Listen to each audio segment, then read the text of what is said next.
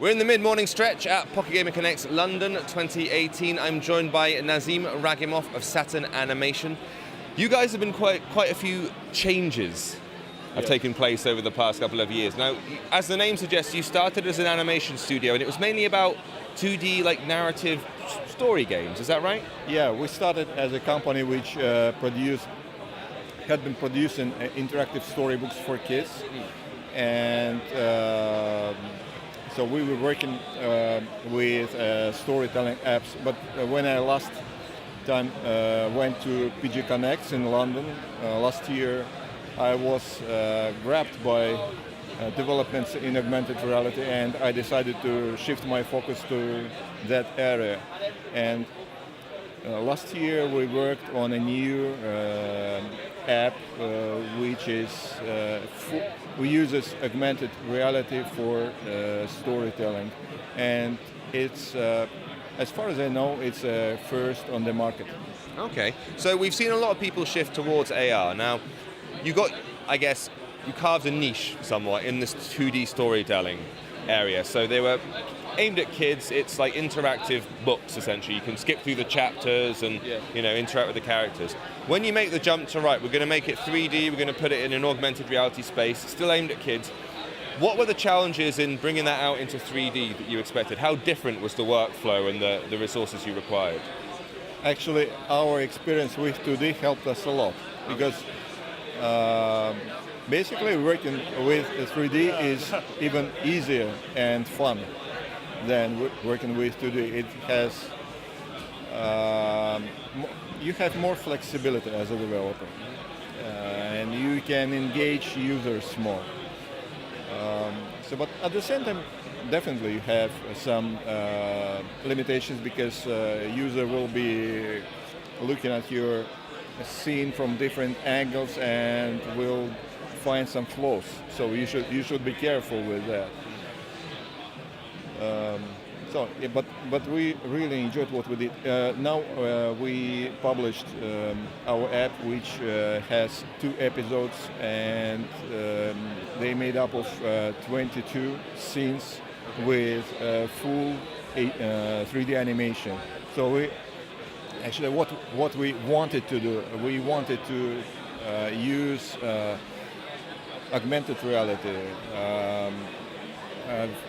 audiobook features, mobile app features, and use them all together to let kids dive into that mixed reality. And we wanted to transform homes into theaters, and I hope we did that. When you're actually testing these things out, I assume obviously people within your studio will be testing it. Do you have a little focus group of kids who you show this stuff to, and what's the reaction when they realize they can walk around and see everything in 3D? Actually,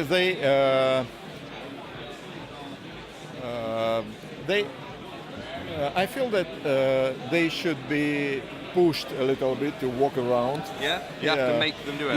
You have to make them do it. I had a little look earlier, and where I was sitting, there was a huge tree that was obscuring my view of the scene. So it kind of forced me to start moving around and get to it. So stuff like that, throwing up obstacles, makes people realize, oh, I can actually get up and wander around the space.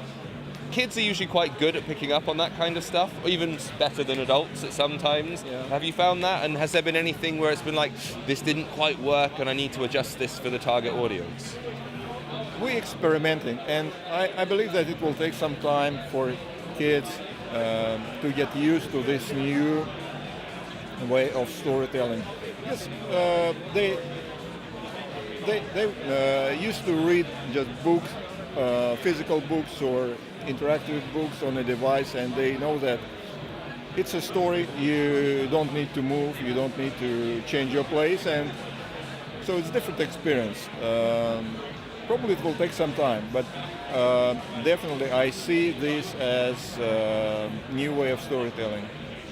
Does it? I mean, it does limit your audience slightly though, doesn't it? Because older devices, even things like the iPhone 6 and lower, won't run AR. So immediately you're kind of cutting off a section of the audience there and relying on people who've got more up-to-date hardware to run it all. And obviously the market's quite nascent, it's a new thing. So I guess you're there at the beginning.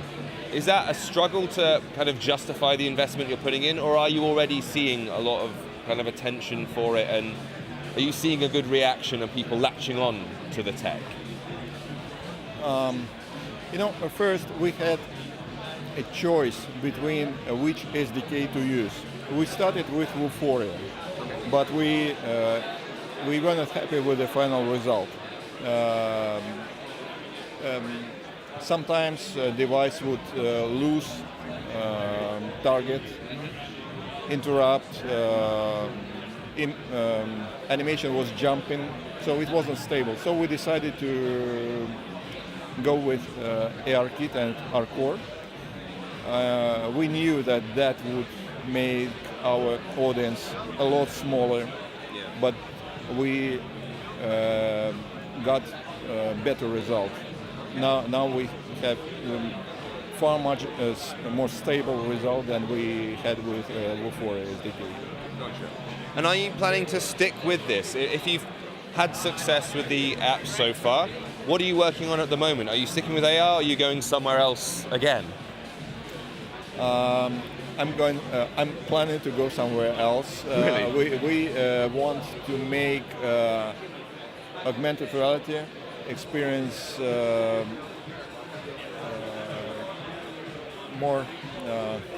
more useful for people. We're working on an app which will allow users to create their own augmented reality media, Right. and do that just in few simple steps.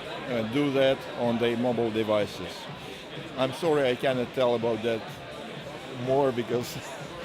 Well, it sounds interesting. You're giving people the chance to create their own mobile AR.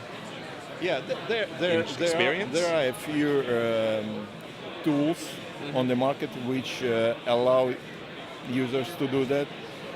But our advantage is simplicity, because right now when somebody wants to create augmented reality which will be played on a device, it looks like if you want to, in order to make a comment on Facebook, you should go to desktop computer, write a comment, write your post, and then see it on a mobile device.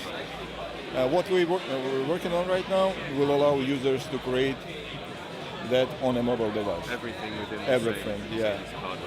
Yeah, and it will be a cloud-based solution, so another limit, and users will be able to use any types of images.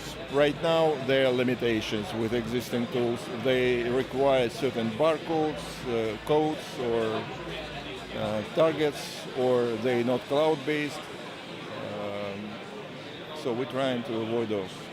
Okay, well, keep your eyes on Saturn Animation Studio's site, I guess, to see when that pops up, when the new announcement appears, and best of luck with it. Thank you so much.